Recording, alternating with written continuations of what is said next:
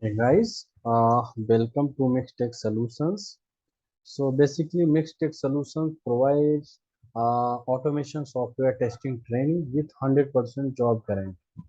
We have a different plan for different persons. Suppose that you are beginner, you don't know about the automation testing. We have a different plan. 3 month training plan. If you know little bit, you are not able to crack the interview. Only you want to crack the interview, you want only job. Then we have a plan for that with 100% job guarantee. You can reach out by inquiry now or by email or by text here. You can reach out and we will provide you the detailed discussion. Now, today I'm going to just provide you a very important interview questions of Java for automation testing. That is the OOPS concept. So, what is the OOPS concept? So, meaning of OOPS concept is object-oriented programming system. Object-oriented programming system. So this is a kind of a model which is used in Java, and whole core Java depend on these OOPS concept. So what are the terminology used behind the OOPS concept? Like object, class, polymorphism,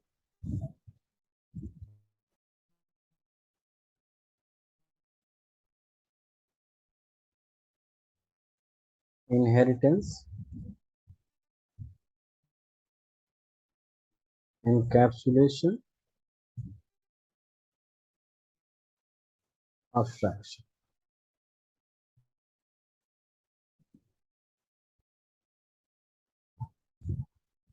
So only, you can say only you have to remember these three things. Sorry, these six things: object, class, polymorphism, inheritance, encapsulation, abstraction. If you want to, complete cover on object-oriented programming system, that is the OOPS concept.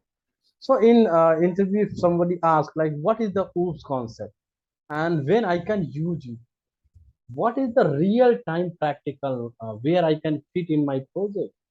Important thing is that where you can fit these things while creating automation framework. We will discuss in the depth, like where I we can fit these things our project while using, because when I will talk about these things like polymorphism, this covers two more important things: overloading and override.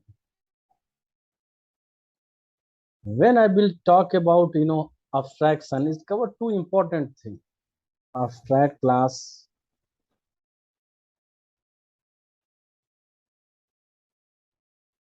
and interface. When I will talk about encapsulation, it covers very important thing: getter and setter. Inheritance, inheriting the feature. So these things we are going to learn in the detail, and we will see how I can fit in my automation testing hybrid framework. Because what is the important thing if you are going for automation testing? Important is that you have to understand the logic, as well as you have to understand how I can use in real time project.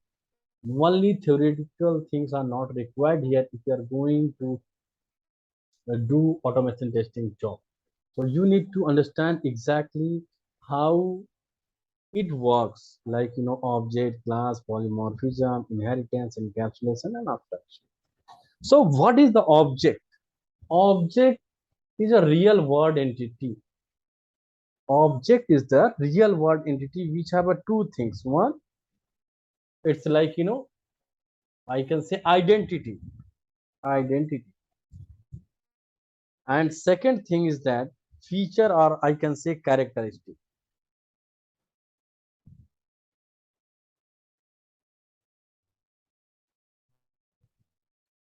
So feature, or I can say characteristics. Like suppose that if I will talk about, you have a fridge, brand name, and Samsung, LG, different brand. This is the identity. But what is the feature? It is used for pulling the product, right? So same thing in Java as well as object. We will create the object by this syntax in Java. This is pretty simple syntax. You need to remember class name, variable name equal to new class name, round bracket semicolon. This is the exactly syntax if you want to create the object in the Java. A real definition object is the instance of class. Instance means like you can say this is a part of the class. Now, what is the class? Class is the collection or group of objects. Like I can say my room. In my room, we have a bed, we have a sofa, we have a chair, we have a laptop, we have a different kind of things. And all are the objects. So that means group of object. Group of object is known as a class. Now comes to the next thing, polymorphism, which is very important interview question. Like, what is the polymorphism? When I can use the polymorphism? Where is the right place in our framework to set the polymorphism? So this is actually uh, it. If I will talk straight for meaning, it's derived with the two words poly plus morph. Means if I will say in straightforward, in Java we have a, if I have to achieve one thing, we have a different way to achieve one task. That is a known as a polymorphism. So we have a two type of polymorphism in the Java. One is the compile time polymorphism,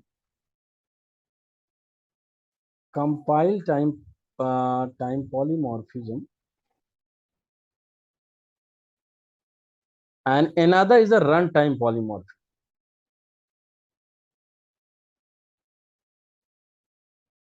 So compile time polymorphism known as overloading, and runtime polymorphism is known as a overriding. So very important topic for interview purpose, if I will say, known as a overriding. So what is the overloading, what is the overriding, and how I can fit in our product, like automation testing framework. So overloading, there's only two concepts in straightforward. If I will talk about pretty simple way, overloading is like overloading means if you know to create a method, simple a method, custom method. So what we will do while creating a method, we can create a method with name display. Suppose that where I have passed one parameter, and after that same method name I have created, but I have passed two parameters. If I will talk about the example of addition, right? So if I have to add two numbers, then I will create a one method public void addition, which is used for adding two numbers. Later on, I realize I need a method to add three numbers. Then I will create same name, just I will change the number of argument in A, into B, and in C, because three parameters required. So overloading you can achieve by changing the number of arguments.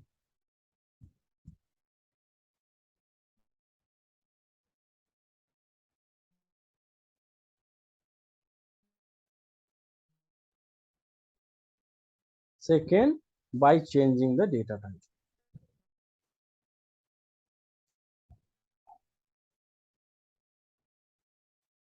So by this way, we can achieve, right, by changing the number of argument or by changing the data type. So let's show you one real-time example quickly, and I will explain you in detail. So unclose all, save it. So here just I'm creating one example. I'm creating class. So this is the Eclipse, guys. Eclipse ID, where you can write your code. Eclipse ID, you can search on Google. Just if you want to run Eclipse ID, only Java is needed in your computer, and after that you can run Eclipse. So I'm just creating one example of overloading. Overloading example one. I'm going with main method. So I'm just increasing the size. I think now it's visible. So what I'm going to do it here, guys, just uh, first concept of overloading, public void addition. Right? I'm just pretty simple way I want to explain it. So here what I will believe I have to add two number int a comma int b. Right. So just here I'm writing int c equal to a plus b. So what this method does is this method is used for addition of two numbers. Yes, I'm writing it here. Addition of two number. Yeah. And here I will print it plus c, the result. After that I realize no, I need to add three numbers. What I will write it? Public void addition int a comma int b comma int c. Right.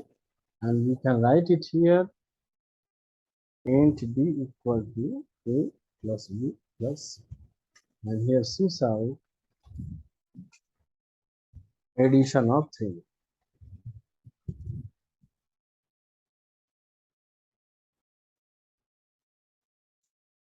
plus. So this is the first way which I was written here by changing the number of arguments. So here what I have done, guys, here I have changed. In first method you will see I passed two parameters int a comma int b, and here I passed three parameters. So just I have changed the number of arguments. Now second method, if I will talk like second, what I have done by changing the data type.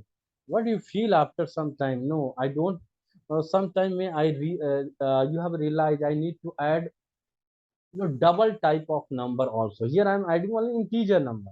So what I will do, I will write here in this public void addition, and here I will write it double a comma double. I have to add floating number or double kind of number as well. Here I will write double c equal to a plus b, and this out addition of double type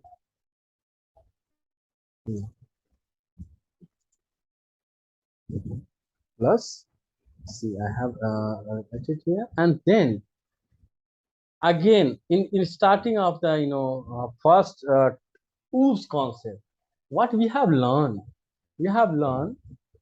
just go it here, you can see object and how we can create the object.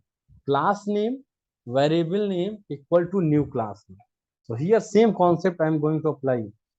Class name, overloading example, class name, variable name, you can put it where one is, anything is depend on you, equal to new, again class, same call. And on using that variable I will call method. You can see addition method I will call. You guys can see we have all the methods here, and depends on your choice you can use it. Addition, if you want to add double type, if you want to add two number integer type, or if you want to add addition with three number, I can add it. Then this is number, I can add it, so I can put it. If I want to add floating type of number, then var one dot addition first one, and I will 1.50 and 11.2. Save it and just run as a Java application this program. You can see here output. Yes, yeah. Addition of three number 41 and addition of double type number. You can check it here. 19 plus 10 plus 12, that is 41, and 12.50 plus 11.21, that's 23.7. So this is the way to achieve overloading. But this is not sufficient for you, because sometimes in interview people ask like, This is okay. I'm pretty okay with that, like you have explained. But what is the real time usage where you can fit in your project? Guys, if you know a little bit about Selenium, we have to create the click method, send keys method for entering the number in UI, means text in UI, and we have to create the click method. So what happened, this very important line I'm going to teach you, just you have to listen carefully. Like you will create a click method where you will pass one parameter babe element type, one parameter babe element type, like public void click web element element one. But sometimes what happen, you need to export two object to click on a particular element. So rather than creating again a new click element, you can overload the click method, right? I will show you in one of my framework the real time what I am talking. If I will show you utility common function, if you guys can see me, this is the one click element method which is used. I have passed one wave element type of parameter where I can use it to click on a particular element. But after a time, if I have realized I need a similar method, but we need to pass two expand, then what I will do, I will write it here public void click element similar method. You can say that here I'm going to copy his name of the method, this similar click element, and just I will change the number of argument wave element which is used element 1 comma wave element 2, and you can find this is open and close it, and you can use both element for clicking on a particular element, like element 1 dot click and element 2 dot click, or somewhere it's happened like by clubbing both XPath, you want to click on particular element, or you want to firstly move, you want to move this element, then you want to click on second element. So it's totally depend on you, your framework or your domain, you can use it. But thing is that where you can real time you can fit it, this is the place where you can fit it. Now point is that next one, what is the runtime polymorphism? Runtime polymorphism is also known as a overriding. Overriding means like first thing is that overriding will achieve between two classes, not a single class. Like we have seen, overloading I can achieve in single class, but for overriding you need two classes, that is known as a parent-child relationship as the parent-child relationship, or you can say super class or subclass need for achieve the override. So overriding is nothing. We have a one method in class A, and similar method you can override in another class B. We have a class A display method, and you can override in class B same display method. And in overriding, you cannot change the number of argument, you cannot change the data type, you cannot change the return type, which you cannot change anything. You can say it's exactly replica of the method in terms of convention. You can change the code under the block of method, but you cannot change these kind of things like return type or number of arguments. And in class A, suppose that what is exactly it will work. Like here, you have a class E, right? You have a method, uh, class E. You have a method. Suppose that public void display. This is the method, right? You have, and you have some code here. And if you want to override this, then what you have to write it class B, and you need to extend this class, extend class A, and then you can write same code here, similar code here, you can write it here. Then you will get a green signal here in Eclipse code, and you will get like this is the overridden method from class. This is known as a overriding, and override will decide a runtime. What result will going to be in console, what will be the print in console, or what is the result of your program. It will decide on runtime. So that's why it is known as a runtime polymorphism, as well as known as a method overriding. And before that we have learned method overloading, and now we have learned method overriding. An important interview question for two things, very important. Can we overload main method?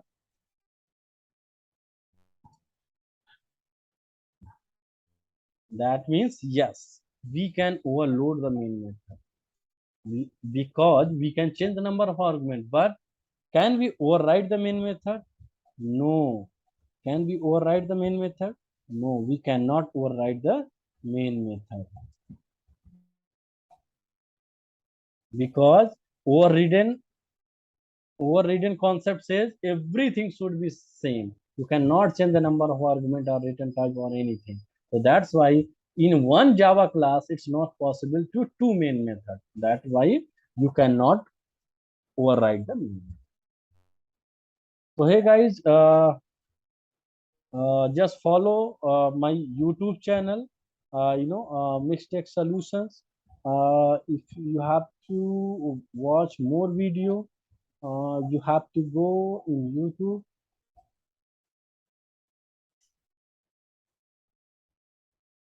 Here my channel Mixtech Solution.